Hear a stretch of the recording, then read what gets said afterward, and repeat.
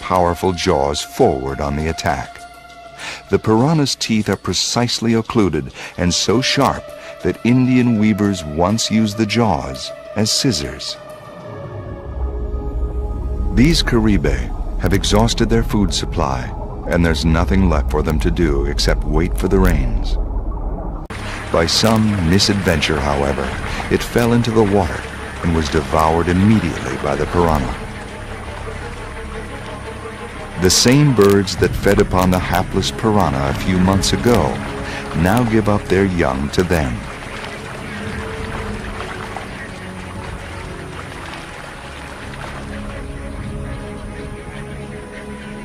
So the ledger balances.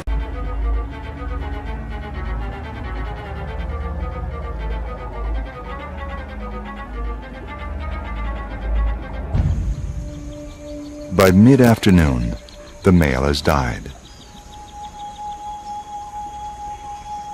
The smell of his death has already permeated the water, and fish have begun to swarm around his body. Unremitting and unrestrained, the feeding frenzy begins. First, the piranha eat their way through the wound. Within seconds, they excise a portion of the shoulder, allowing them to invade the body cavity, where first they attack the organs and then the musculature.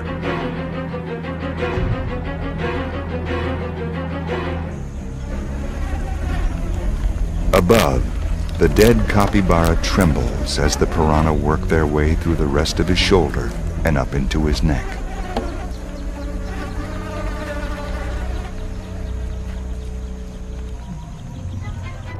A second species of piranha, the silver Cerasalmus irritans, also shows up for the feast.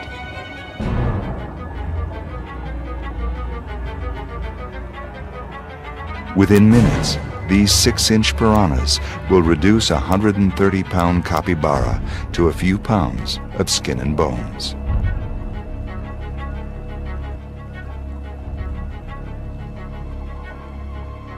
Three days later, the winds of the savannah blow the remains of the male capybara. In addition to Brazil in 1914, Roosevelt wrote in his diary, "Piranha are the most ferocious fish in the world.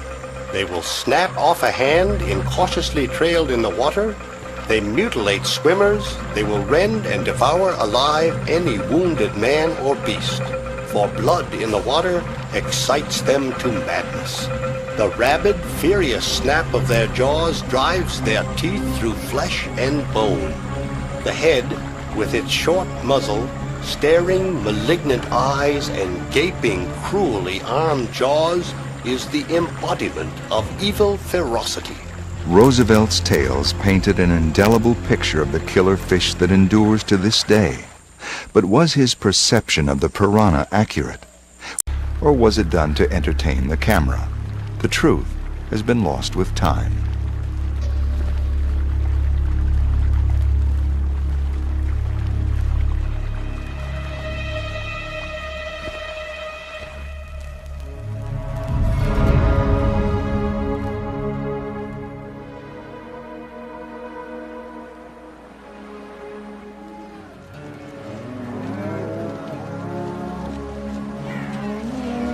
Today, even small dams such as these interfere with the natural flow of the river.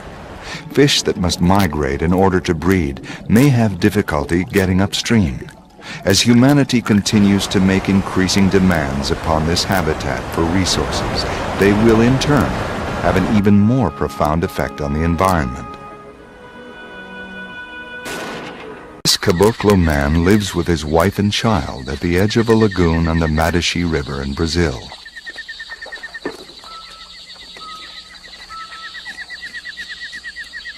He's caught a small caiman for dinner and is cleaning it out in front of his house. Caiman is an important part of the Caboclo's diet.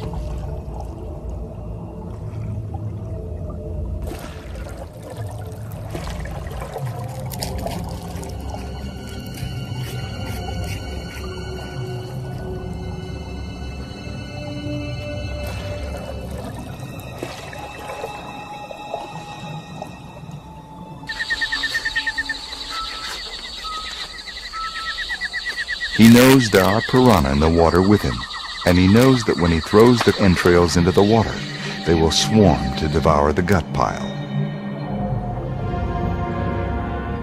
But these piranha, called pirambeba, aren't as aggressive as their red-bellied cousins. Pirambebas are cannibals and normally feed on themselves, but they can't resist a delicacy as inviting as fresh entrails.